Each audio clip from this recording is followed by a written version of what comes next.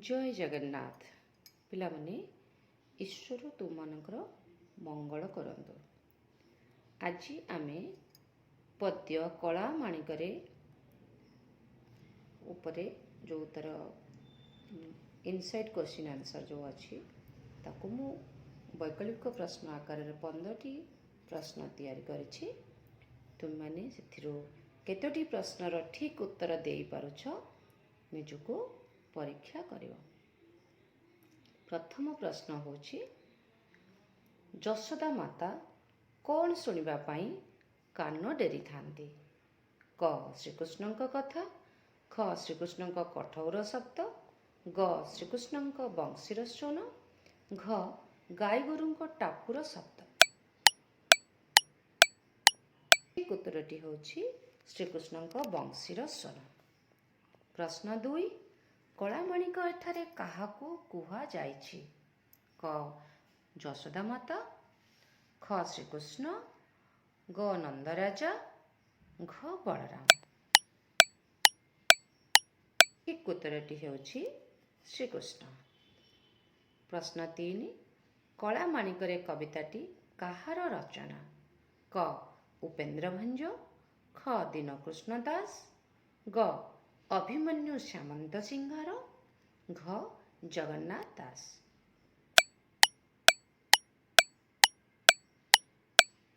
उत्तरटी हेउछि अभिमन्यु सामंत सिंहार। प्रश्न 4 कलामाणिकरे कविताटी केउ काव्यरु अणा जाइछि? क तपस्विनी, ख प्रेमकला, ग विदग्ध चिंतामणि, घ रसवती।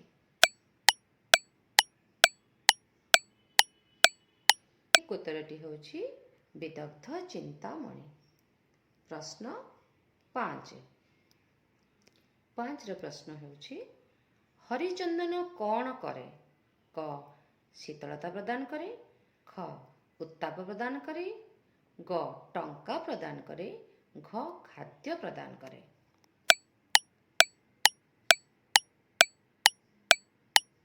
ठीक उत्तरटी होछि शीतलता प्रदान करे। प्रश्न 5 तोली एही शब्दर अर्थ कौन? क तले पड़ीजिबा, ख संग्रह करिबा, ग टेकी धरिबा, घ खसी पड़िबा।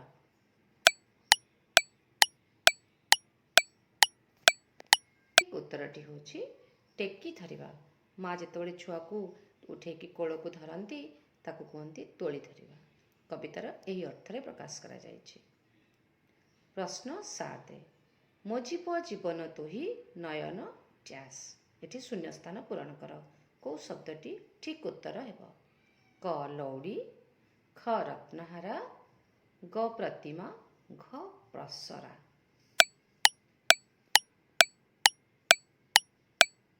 उत्तरटी होछि प्रतिमा। मो जीव जीवन तोही नयन प्रतिमा। प्रश्न 8 लौड़ी शब्दर प्रतिशब्द केउटा ठीक? क लांगुड़, ख बाड़ी बा जष्टी, ग लहरी, घ लड्डू।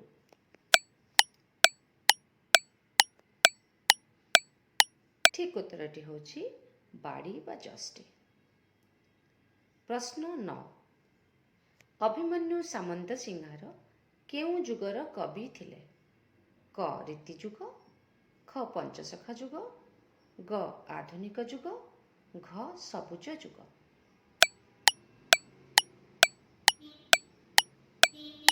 ठीक उत्तरटी होछि रीति जुग। पिला माने आमे एबे प्रश्न 10 पढ़िबा। प्रश्न 10 होछि अभिमन्यु सामंत सिंहार केउ जिल्ला रे जन्म ग्रहण करिथिले? क कटक, ख बालेश्वर, ग जाजपुर, घ केन्द्रापड़ा।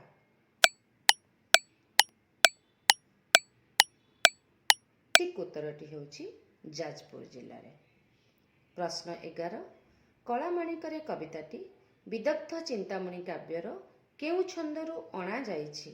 क 57 छंद, ख 67 छंद, ग 27 छंद, घ 47 छंद।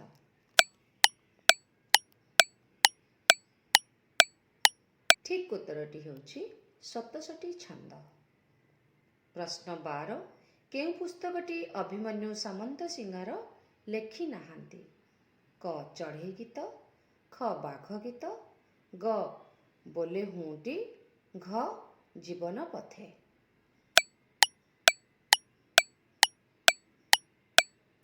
ଠିକ୍ ଉତ୍ତରଟି ହେଉଛି ଜୀବନ ପଥେ। ପ୍ରଶ୍ନ 13 କେଉଁ ପୁସ୍ତକଟି ଅଭିମନ୍ୟୁ ସାମନ୍ତସିଂହାର ଲେଖିଛନ୍ତି? କ କାରା କବିତା, ଖ ବର୍ଣ୍ଣବୋଧ, ଗ ସୁଲକ୍ଷଣା, ଘ ତପସ୍ୱିନୀ।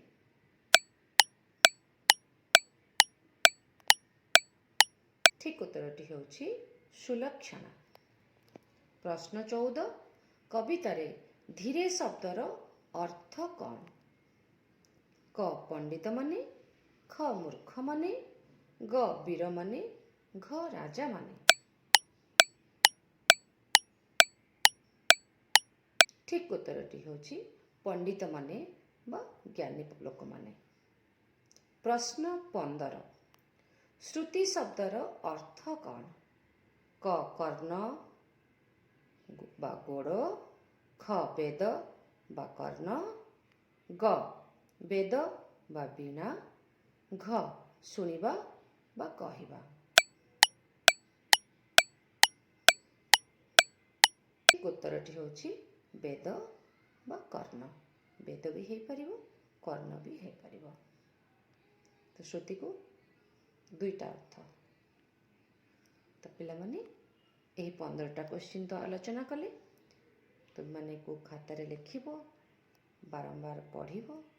ଯେତେବେଳେ ତୁମ ପାଖରେ ବହି ଖାତା ନଥିବ ସେତେବେଳେ ତୁମେ ଏ ମୋବାଇଲରେ ରେକର୍ଡ଼ କରିକି ଅନ୍ କରିକି ମଧ୍ୟ ଶୁଣିପାରିବ। ଧନ୍ୟବାଦ। ଜୟ ଜଗନ୍ନାଥ। ବନ୍ଦେ ଉତ୍କଳ ଜନନୀ। ବନ୍ଦେ ମାତରମ୍।